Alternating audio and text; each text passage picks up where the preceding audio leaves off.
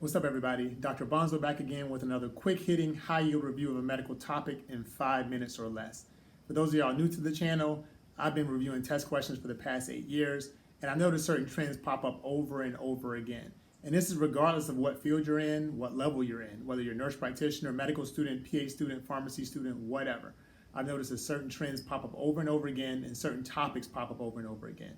So what I'll do is I present those frequent flyers, or those common things, so you can get a quick review of a medical topic, boost your medical knowledge, and also improve exam performance. But even if you're not taking exams, this is just a quick way to review a topic and see what evidence is out there. So today's topic is going to be on diabetes medications, specifically oral diabetic medications for type 2 diabetes. Now, we're not talking about our type 1 diabetics that are insulin dependent that have autoimmune diabetes. Type 2 diabetes we're talking about today. So your first line treatment they're going to ask about, and they've been asking about this for years, is metformin.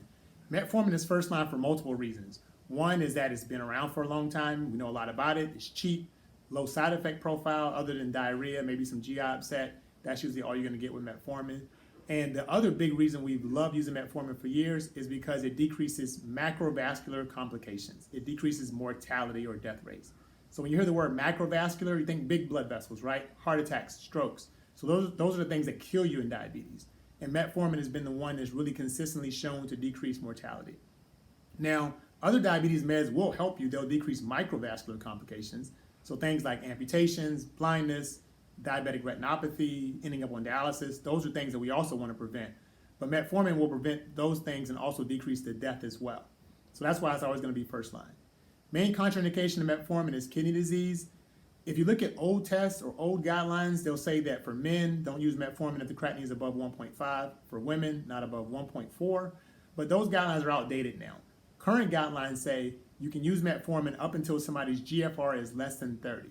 Now, it's a little bit different. You're probably used to using creatinine clearance when you think about adjusting medications or pharmacotherapy. But in terms of metformin, it's a GFR-based decision. So once the GFR is less than 30, no metformin. Now, once the GFR is less than 45, you should be very careful with metformin and probably decrease that dose by half. So you probably shouldn't go above about 1,000 milligrams per day once that GFR gets less than 45, and just stop using it altogether once it's below 30. Now, a few new medications that have come on the market are those SGLT2 inhibitors. And the thing about those medications is that those have actually been shown to decrease mortality as well. So a few of those medications are indicated for cardiovascular risk reduction in people who have diabetes, in type 2 diabetes specifically. So you may have heard about empagliflozin, which is the same thing as Jardiance. That's actually FDA approved for decreasing macrovascular events in terms of type 2 diabetes. Other medicines in that class are pretty much any meds that end in flozin. Canagliflozin, which is Invokana, that's also recently been FDA approved as well to decrease macrovascular complications associated with diabetes. Now, one other med that's a newer med as well, but in a different class, is the GLP-1 agonist. So one specific one is also FDA approved for decreasing macrovascular events, and that's liraglutide, which is also called Victoza. That's one of those injectable GLP-1 agonists.